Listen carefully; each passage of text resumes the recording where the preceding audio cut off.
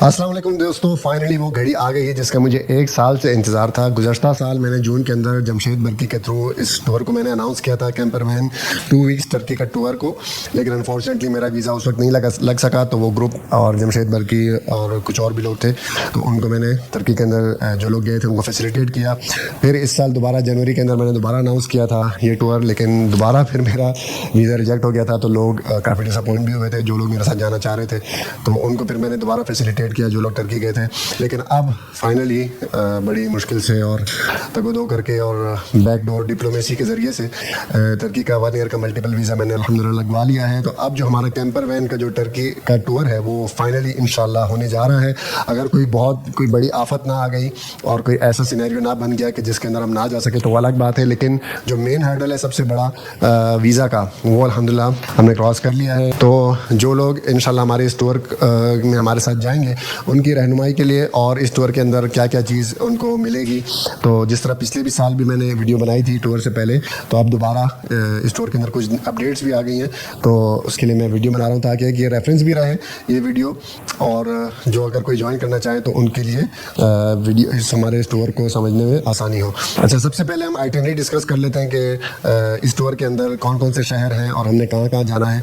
तो जिस तरह लास्ट टाइम भी मैंने अनाउंस किया था, तकरीबन वही हमारा रूट होगा। अच्छी बात यह है कि जो अभी हम जा रहे हैं अगस्त के अंदर, तो ये पीक सीज़न है। जिस तरह पाकिस्तान के अंदर भी नारान कागान में और नॉर्दर्न एरियाज़ में जो ग्रीनरी होती है पीक पर होती है, तो इस तरीके से तुर्की के अंदर भी जो उनके जो नॉर्दर्न एरियाज़ हैं और जो इस तरह लैंडस्केप वाले एरियाज़ हैं वो बिल्कुल अपनी पीक पर होंगे। गर्मी भी थोड़ी कम होगी जून जुलाई की निस्बत। अगस्त में बहुत आइडियल मौसम है और बहुत ही ज़्यादा सीनिक जगह देखने वाली। कैंपर वैन में तो और भी ज़्यादा खूबसूरत जगह हम देखने वाले हैं, तो इसलिए आइडियल मौसम और आइडियल सीज़न है इस वक्त जो हम जा रहे हैं। तो आइटनरी हमारी वही है, 3 दिन हम सबसे पहले इस्तांबुल के अंदर होटल में गुजारेंगे।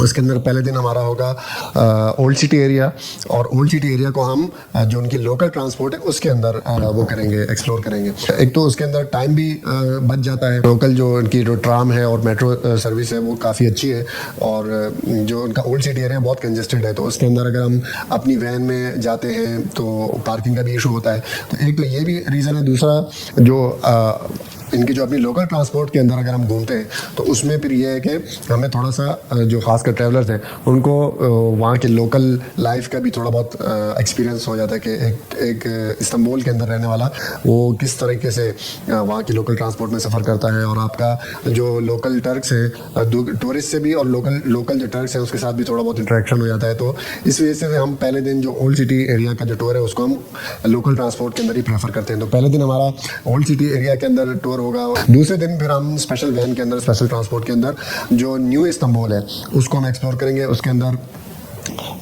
इनका एक बड़ा खूबसूरत टावर है जिसके अंदर पूरे इस्तांबुल का 360 व्यू आता है, तो टावर ऑफ इस्तांबुल वो उसको वहाँ हम जाएंगे। इसके अलावा एक और मिनी तुर्क उसको बोलते हैं, एक छोटा पार्क सा है, उसके अंदर जितने भी तुर्की के अहम जो और देखने वाली जगह है तो उसके उन्होंने छोटे छोटे वो बनाए हुए हैं, आप समझ लें कि स्टैचू से और मॉडल से बनाए हुए हैं, तो वो भी लोग काफ़ी शौक से देखते हैं, तो वो देखेंगे। मॉल ऑफ इस्तांबुल है उसको हम जाकर देखेंगे, और एक एक्वेरियम है इस्तांबुल का बड़ा खूबसूरत, उसके साथ एक स्टेयरकेस बने हुए हैं, सीढ़ियाँ बनी हुई हैं बिल्कुल बीच के साथ, तो वहाँ शाम को बहुत सीनिक व्यूज़ आती है उस जगह की, तो वो हम एक्सप्लोर करेंगे। तो दूसरा दिन हमारा मॉडर्न इस्तांबुल देखने में हमारा गुजर जाएगा।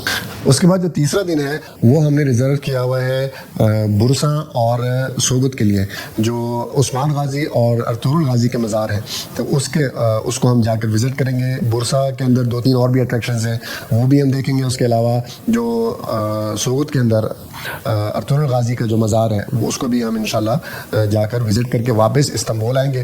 फिर चौथे दिन हम अर्ली मॉर्निंग फ़्लाइट पकड़ेंगे अंतालिया की, और नेक्स्ट 2 डेज़ हमारे होंगे अंतालिया के अंदर। तो अंतालिया के अंदर पहले दिन हम करेंगे स्कूबा डाइविंग, और उसके साथ ओल्ड सिटी एरिया जो अंतालिया का है उसको देखेंगे। उसके अलावा 3-4 और अट्रैक्शंस हैं अंतालिया की, उसको हम एक्सप्लोर करेंगे। लेकिन जो मेन एक्टिविटी है हमारी स्कूबा डाइविंग, वो बहुत ज़बरदस्त एक एक्टिविटी है और बहुत यादगार एक्टिविटी है जो कि इस पैकेज के अंदर टूर ही इंक्लूडेड है। तो पहले दिन हमारा अंतालिया का इस तरह हमारा एक्सपेंड हो जाएगा। दूसरा दिन जो है वो अंतालिया से थोड़ा सा दूर 40-50 किलोमीटर दूर एक जगह है, वहाँ पर राफ्टिंग बहुत ज़बरदस्त होती है। जो लोग राफ्टिंग के अगर शौकीन है, एडवेंचर के शौकीन अगर नहीं भी हैं, अगर थोड़ी बड़ी उम्र के हैं, वो इस एडवेंचर को नहीं करना चाहते हैं, तो वहाँ बड़ी खूबसूरत एक नेचुरल खूबसूरती ब्यूटी वाली जगह है। तो वहाँ पर जिप लाइन भी है और उसके अलावा भी 2-3 एक्टिविटीज़ हैं। तो अगला दिन हमारा अंतालिया का इंशाल्लाह नेचर के अंदर हम गुजारेंगे। डूडन वाटरफॉल्स बड़ी मशहूर है अंतालिया की, तो वो वाटरफॉल्स को भी देखेंगे। तो 2 दिन हमारे जो नेक्स्ट है वो अंतालिया के अंदर ही गुजरेंगे। उसके बाद फिर हम कैंपर वैन में हमारा टूर स्टार्ट हो जाएगा और अंतालिया से फिर हम अपना सफ़र शुरू करेंगे सबसे पहले फ़तहिया की तरफ। तो फ़तहिया में जिसने अगर पैराग्लाइडिंग करनी हो तो वो पैराग्लाइडिंग भी कर सकता है। उसके बाद फिर हम चले जाएंगे पामुक्कले, वहाँ पर जो कॉटन कैसल है, जो पूल बने हुए बड़े ज़बरदस्त खूबसूरत किस्म के, तो उनको एक्सप्लोर करेंगे। और पामुक्कले में रात गुजारने के बाद अगले दिन हमारा सफ़र शुरू हो जाएगा कैपेडोकिया की तरफ। लेकिन रास्ते में पूर्णिया के अंदर मौलाना रूमी के मज़ार पे हाज़िरी देते हुए हम जाएंगे और नेक्स्ट जो दिन है हमारा वो कैपेडोकिया में हम रात को स्टे करेंगे। फिर उससे अगला दिन सुबह सुबह अगर जिसने हॉट एयर बलून का एक्सपीरियंस करना है तो वो हॉट एयर बलून में भी राइड ले सकता है। फिर उसके बाद कैपेडोकिया सारा दिन हम कैपेडोकिया को एक्सप्लोर करेंगे। उसके अंदर जो अंडरग्राउंड सिटी है उसको हम देखेंगे और उसके अलावा 2-3 बहुत खूबसूरत वैलीज़ हैं, पिजन वैली है और 1-2 और वैलीज़ हैं, वो हम देखेंगे। और भी इसके अलावा एक उलूदाग कैसल है, बहुत खूबसूरत कैसल है, उसके वहाँ से पूरे कैपेडोकिया का व्यू आता है, तो वो हम देखेंगे। तो कैपेडोकिया सारा दिन हम तकरीबन एक्सप्लोर करेंगे। उसके बाद फिर हमारा सफ़र शुरू हो जाएगा सैनली उर्फ़ा की तरफ। तो सैनली उर्फ़ा अगस्त में गर्म है वो काफ़ी इलाका, अब वो डिपेंड करेगा कि उस वक्त जो हमारे पार्टिसिपेंट्स हैं वो क्या प्रेफर करते हैं। सैनली उर्फ़ा में बहुत खूबसूरत और तारीख़ी जगह हैं देखने वाली, तो अगर वहाँ शायद हमें कैंपिंग जो कैंपर वैन का जो अलग डेजिग्नेटेड पार्किंग होती है वो हमें ना मिल सके। बाकी शहरों में तो इंशाल्लाह हमें डेजिग्नेटेड कैंपर वैन का अपना पार्किंग होती है, जिसके अंदर हमें इलेक्ट्रिसिटी का भी कनेक्शन मिल जाएगा, लॉन्ड्री भी होती है उसके अंदर, किचन भी अलग से होगा और हर किस्म की फैसिलिटीज़ होती हैं। जो फ्रेश वाटर टैंक पानी का और ग्रे वाटर और ब्लैक वाटर का जो एग्जॉस्ट है, मतलब वो भी टैंक खाली करना है, रिफ्यूल करना है, जो भी है, तो वो सारी फैसिलिटीज़ होती हैं। कैंपर वैन में जो अलग डेजिग्नेटेड पार्किंग होती है, लेकिन सैनली उर्फ़ा में वो नहीं है, तो वो भी थोड़ी सी दिक्कत है। दूसरा गर्म है वो बहुत ज़्यादा इलाका, तो वो एंड टाइम पे हम डिसाइड करेंगे कि हमें वहाँ जाना है या नहीं। अगर लोगों का सबका हुआ कि यार हमने जाना है तो हम वहाँ चले जाएंगे। तो अगला दिन हम सैनली उर्फ़ा में उसको एक्सप्लोर करेंगे। उसके अंदर इब्राहिम अलैहिस्सलाम को जिस जगह पर आग में डाला गया था, नमरूद ने आग में डाला था, वो है उसके अंदर देखने वाली जगह। हज़रत अय्यूब अलैहिस्सलाम को जिस पानी से, जिस कुएं से शिफा मिली थी, कुरान में भी जिसका जिक्र है, वो भी है उस शहर के अंदर। और बहुत ज़्यादा तारीख़ी जगह है, बहुत खूबसूरत वो शहर है। तो बहरहाल सैनली उर्फ़ा के बाद अगले दिन हम जाएंगे दियार बकर, और दियार बकर भी बहुत खूबसूरत तारीख़ी शहर है। वहाँ पर भी हम दरिया फ़ुरात उस शहर के साथ साथ बहता है, तो वहाँ पर दरिया फ़ुरात के किनारे शाम जब आप गुजारेंगे उसका अलग ही एक्सपीरियंस होगा। उसके बाद फिर हमारा सफ़र होगा उससे अगले दिन एर्ज़ुरम की तरफ। एर्ज़ुरम तुर्की का सबसे ठंडा शहर है और एर्ज़ुरम के अंदर विंटर स्पोर्ट्स भी होती हैं, जिस तरह हमारा बालम जब्बा है पाकिस्तान के अंदर, तो वहाँ पर उनका एर्ज़ुरम है। लेकिन वो पाकिस्तान के समझे शायद ही कोई इतना ठंडा शहर हो, -30 तक वहाँ पर सर्दियों के अंदर टेम्परेचर जाता है। तो बहुत ही वो खूबसूरत और बहुत गर्मियों में तो बहुत ज़्यादा देखने वाला शहर है वो। तो एर्ज़ुरम को एक्सप्लोर करेंगे। फिर उसके साथ एक झील है उज़ुंगोल झील, जो कि रीज़े जो तुर्की का सूबा है और इलाका है, जिसे स्विट्ज़रलैंड ऑफ टर्की कहते हैं। तो वहाँ पर वो झील है उज़ुंगोल झील, उसके किनारे हम जो कैंपर वैन में एक रात गुजारेंगे तो समझें कि आपके इस टूर के पैसे वसूल हो गए। वो हमारे सारे टूर का सबसे समझ लें कि आप वो निचोड़ है और सबसे मेन अट्रैक्शन है। तो वहाँ पर इंशाल्लाह हम जाएंगे, वहाँ हम रात गुजारेंगे, साथ बोन फायर भी होगा और भी बहुत हल्ला गुल्ला, झील किनारे मस्ती होगी। तो उसके बाद फिर हम चले जाएंगे सैमसून की तरफ। ब्लैक सी के किनारे किनारे हमारी सारी ड्राइव होगी कैंपर वैन के अंदर, और ये बहुत खूबसूरत, बहुत सीनिक ड्राइव है सारी, उज़ुंगोल लेक से लेकर सैमसून तक। तो सैमसून के अंदर हम एक नाइट स्टे करेंगे। उसके बाद फिर अगले दिन हम आ जाएंगे अनकरा, और अनकरा में फिर वहाँ से जो 2 कैंपर वैन हमने लिए हैं, वो मैं और जो मेरे साथ दूसरा जो मेरे कुलीग होंगे, वो हम उनको लेकर वापस अंतालिया आ जाएंगे। और बाकी जो ग्रुप होगा वो अनकरा के अंदर ही होटल के अंदर स्टे करेगा। उनको मैं सारा गाइड कर दूंगा कि आपने कौन सी जगह जाना है और क्या कौन सी चीज़ एक्सप्लोर करनी है, और उनको सारा गाइड करके फिर हम अपनी कैंपर वैन को वापस अंतालिया हम रवाना हो जाएंगे।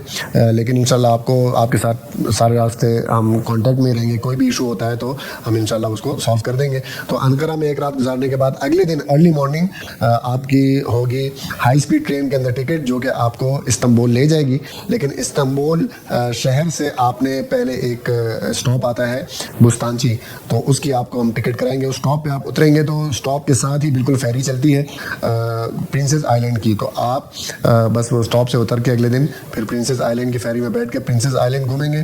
तो हम भी इंशाल्लाह फ़्लाइट पकड़ के डोमेस्टिक फ़्लाइट पकड़ के जब तक इस्तांबुल अगले दिन सुबह आ जाएंगे और आपको प्रिंसेस आइलैंड में ज्वाइन कर लेंगे। तो प्रिंसेस आइलैंड का फिर आखिरी दिन सारा दिन टूर होगा और इंशाल्लाह जो हमारा फेयरवेल डिनर होगा वो बॉस्फोरस क्रूज़ के अंदर होगा। तो ये समरी है, हमारी आइटनरी है और ये समरी है हमारे सारे टूर के अंदर टूर की। इस टूर की जो प्राइस है वो है 3,85,000 3,85,000 पर पर्सन, जिसके अंदर टिकट और वीज़ा, एयर टिकट और वीज़ा शामिल नहीं है। जनवरी के अंदर जो मैंने अनाउंस किया था वो था 4,85,000 का और उसके अंदर टिकट इंक्लूड था, वीज़ा इंक्लूड नहीं था। लेकिन अब टिकट को भी मैंने एक्सक्लूड कर दिया है और उसकी वजह ये है कि बहुत सारे लोगों ने जो मुझे कॉन्टैक्ट किया तो वो मुख्तलिफ शहरों से थे, कोई कराची से था, कोई लाहौर से था, कोई मुल्तान के रीजन से था। तो उनके लिए इस्लामाबाद आना, फिर वहाँ से हमारे साथ ग्रुप को ज्वाइन करना, तो वो चाह रहे थे कि हम अपने ही शहर से ट्रैवल करें। इसके अलावा बाहर के लोगों से, सऊदीया से, दुबई से लोगों ने मुझे बहुत ज़्यादा कांटेक्ट किया। तो सिनेरियो ये था कि मुख्तलिफ जगहों से लोग ख़ुद फ्लाई करके आना चाह रहे थे।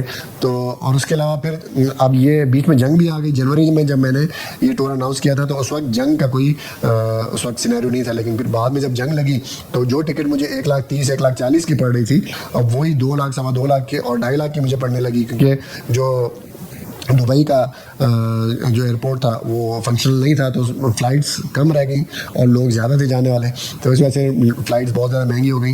तो ये इन 2-3 वजूहत की वजह से अब मैंने डिसाइड किया है कि एयर टिकट को इसके अंदर इंक्लूड नहीं करता। खुदा न खासा दोबारा अगर जंग लग जाती है, दोबारा टिकट्स महंगी हो जाती हैं, तो अगर मैंने अभी जो रेट आ रहा है उस रेट पर अगर मैं आपके साथ कमिटमेंट करूँ, बाद में वो चीज़ महंगी हो जाए तो फिर वो झगड़ा बन जाता है। लोग कहते हैं कि आप लोग मिस कमिटमेंट करते हैं, आपने पहले कुछ कहा था और अब कुछ है। तो इस झगड़े से बचने के लिए तो एयर टिकट और वीज़ा मैंने एक्सक्लूड कर दिया है।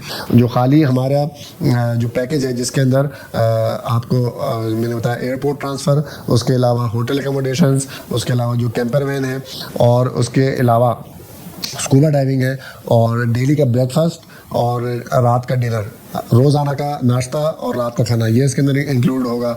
और उसके अलावा जो गाइड्स हमारे साथ होंगे अगर कहीं, तो वो भी इसके अंदर इंक्लूडेड होगा। इसके अलावा जो हाई स्पीड ट्रेन जो मैंने आपको बताई है वो भी, उसका टिकट भी इसके अंदर इंक्लूडेड होगा। तो ये सारी चीज़ें हम इसके अंदर इंक्लूड करके आपको मैंने ये 3,85,000 का आपको रेट बताया है। और ये अभी समझें कि मैं ब्रेक इवन या बहुत बहुत मिनिमल मार्जिन रख कर आप लोगों के साथ ही मैंने पहले अपना फर्स्ट टूर में अनाउंस कर रहा हूँ, क्योंकि इससे पहले रोड ट्रिप तो कर चुका हूँ, उसका मुझे आइडिया है। और जिन जिन जगहों पर हम लेके जा रहे हैं आपको, ये सारी जगह मैंने देखी हुई है अपनी गाड़ी के ऊपर। लेकिन टर्किश कैंपर वैन मैं पहली दफ़ा ड्राइव कर रहा हूँ। पाकिस्तान में तो मैंने कोस्टर और ये बड़ी गाड़ियाँ चलाई हुई हैं, उसको मुझे एक्सपीरियंस है। लेकिन टर्किश कैंपर वैन जो लेफ्ट हैंड ड्राइव होती है उसका मुझे एक्सपीरियंस नहीं है। तो चूँकि ये चीज़ अभी तक मेरे पास आप फिज़िकली और वीडियोज़ के अंदर आपको दिखाने के लिए मेरे पास नहीं है। हाँ, रोड ट्रिप का तो है मेरे पास, वो अगर मैं रोड ट्रिप पाकिस्तान से अनाउंस करूँ तो वो फिर अलग सिनेरियो है। लेकिन ये जो कैंपर वैन वाला एक्सपीरियंस है ये मेरे पास अभी आपको दिखाने के लिए वीडियोस और पिक्चर्स नहीं है उसकी। तो इस वजह से मैं जो पहला हमारा टूर है उसके अंदर बहुत ही मिनिमल, आप समझिए कि ऑलमोस्ट ब्रेक इवन के ऊपर मैं अपना पहला टूर करा रहा हूँ। लेकिन जो नेक्स्ट टूर्स होंगे हमारे वो फिर वो इससे फिर महंगे होंगे, वो 4 लाख से 4.25 लाख के आसपास या शायद इससे भी महंगे होंगे, क्योंकि जितना इस टूर के अंदर हेडेक है और जितना इसके अंदर मेहनत है और जितना मार्जिन ऑफ एरर इसके अंदर कम है, उस हिसाब से ये बहुत ही समझे कि आपको वारे में समझे कि आपको पहला टूर ये जो पड़ रहा है, समझे कि आप सिर्फ कॉस्ट पे ही आप ये टूर कर लेंगे। जिस तरह मैंने पहले पाकिस्तान से अपने रोड ट्रिप मैंने करवाए थे, उसमें बहुत लोगों ने मुझे मना किया और कह रहे थे कि यार ये चीज़ इम्पॉसिबल है कि अपनी गाड़ियों पर पाकिस्तान से तुर्की जाएँ और वहाँ उसको एक्सप्लोर करें। लेकिन वो उसमें भी अल्लाह ने मुझे मदद की और अल्हम्दुलिल्लाह 2 मैंने पाकिस्तान से इंटरनेशनल रोड ट्रिप्स करवाए सक्सेसफुली। तो अब ये वाला जो कैंपर वैन वाला टूर है इसमें भी बहुत सारे लोग, खासकर जो हमारे ट्रैवल एजेंट्स हैं और हमारी इस इंडस्ट्री से जिनका ताल्लुक है, तो वो मुझे इस दफ़ा भी वो यही कह रहे हैं कि यार ये चीज़ देखने में सुनने में तो अच्छी है लेकिन प्रैक्टिकली बहुत मुश्किल है और इसके अंदर मार्जिन ऑफ एरर बहुत कम है। यानी कुछ भी हो सकता है, अगर थोड़ी बहुत भी मिसहैप हो गया तो आपका सारा टूर ख़राब हो सकता है। गाड़ी ख़राब हो गई, कैंपर वैन खुदा न खास्ता कहीं रोड ब्लॉक हो गया, कुछ हो गया, तो आप मतलब इसके अंदर जो मार्जिन ऑफ एरर है बहुत कम है। और जितनी इसके अंदर रिस्क है और जितनी इसके अंदर हेडेक है और जितनी इसके अंदर मेहनत है, तो अगर वो एक बंदे से अगर आप 5 लाख 6 लाख भी अगर आप लो तो वो जस्टिफाइड है। लेकिन मैंने कहा कि जिस तरह पहले मैंने इंटरनेशनल रोड ट्रिप कराया था, इंशाल्लाह ये वाला भी फर्स्ट टाइम फ्रॉम पाकिस्तान ये वाला ट्रिप मैं करवाऊँगा और इंशाल्लाह अल्लाह के हुक्म से सक्सेसफुली हमारा ये टूर होगा। और फर्स्ट टाइम मैं इसको समझे कि बिल्कुल ब्रेक इवन पे लेकर चल रहा हूँ। जो नेक्स्ट हमारे टूर्स होंगे वो फिर उसके प्राइस में आपको अपडेट करके बता दूंगा। और अब इंशाल्लाह मेरा चूँकि मल्टीपल लग चुका है वीज़ा, तो कोशिश करूंगा कि हर महीने हम इसको एक कैंपर वैन टूर हम लेकर जाएं। इस टूर के हवाले से कोई भी आपको अगर कोई सवाल हो इसके अलावा, तो वो आप मुझसे पर्सनली भी कॉन्टेक्ट करके आप मुझसे पूछ सकते हैं। तो जो मोटी मोटी जो भी इसकी डिटेल्स थी वो मैंने आपको बता दी। और बस इंशाल्लाह अभी हम तैयारी करते हैं अपने टूर की।